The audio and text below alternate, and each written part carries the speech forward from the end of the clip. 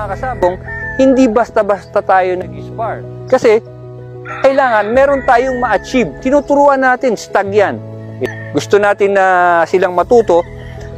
Unang-una, pwedeng dalawang klase yan. Yung medyo malayo, within 3 meters, bibitawan mo sila. Or, yung 1 meter. Bakit may 1 meter ka?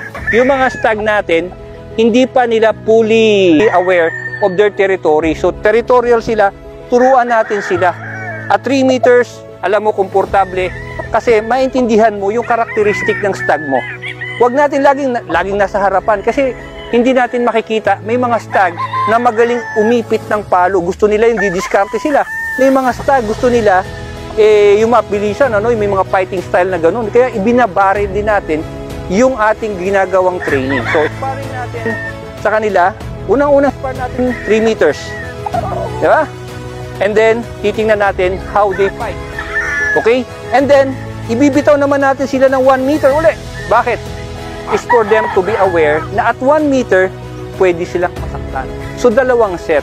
1, 2, awat. 1, 2, awat.